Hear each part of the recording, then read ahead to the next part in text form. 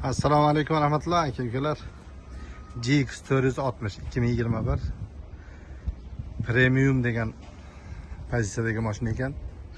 Holati juda yaxshi. Oldi yengil kuzovnoy. Yengil поврежденияsi bor. Bunaqa jiddiy emas. Mashina qulflab qo'yishibdi. Bu yerda shu o'zimizning aka-ukalar bor. Mashinalarni qulflab yurishadi. Yaxshi, bu tarafi ochiq ekan. Aerbaglardan rul, torpedani airbagi joyida. Podnoshka airbag, sidin airbag otilgan ekan. Keyin pataloshni. Mashinaning holati endi shu puliga yarasha. Bu mashinani bilasizlar, bizda 45 ming bilan 60 ming dollar atrofidagi mashina stasionasiga qarab sotiladi. Buni Carfax'i bu yengil hisoblanadi, chunki Jeeplarda oldi bamper, ikkita fara, bir qator radiatorni ko'rsatib qo'yamiz. Agar radiator joyida bo'lsa, hech qanaqa bir muammo yo'q.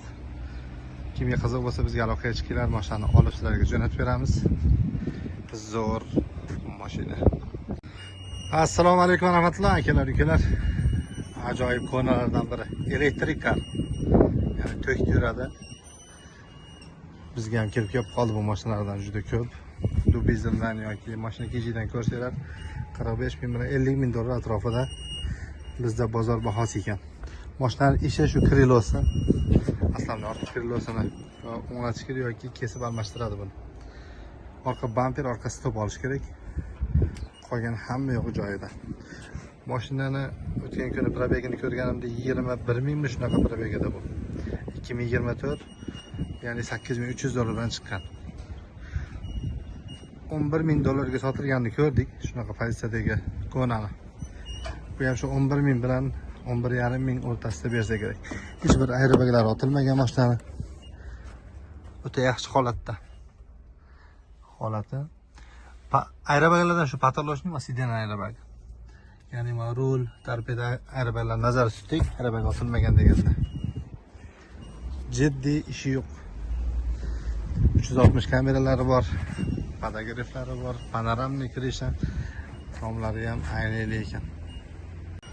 Assalomu alaykum rahmatulloh aka-ukalar. Sportvenniy mashina minaman degan yoshlarimiz uchun zo'r pozitsiyadagi mashina chiqib qoldi. Dodge Charger 2022 27 ming dirham bilan, ya'ni 7600 dollar bilan chiqqan mashina. 85 ming probegda o'ta yaxshi holatdagi mashina. Kecha 9 ming dollarga sotilganini ko'rdik, ozgina Carfax'i bor edi uni. Buni bir qator ko'rib o'tasizlar, agar qiziqqanlar bo'lsa. Rastamashkalar unaqa qimmat emas. 3,5 ming bilan 4 ming dollar atrofida bo'ladi. Shu krilosini o'zini torttirib, o'nglatib qo'ysa bo'ladi. Orqa bamper, vites stop olinar ekan mashinaga.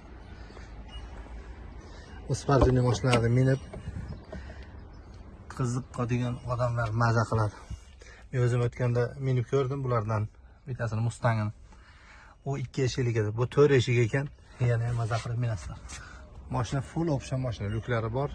Ko'zning salon, podogref, abduf, slipoy zona, hamma navorati bor.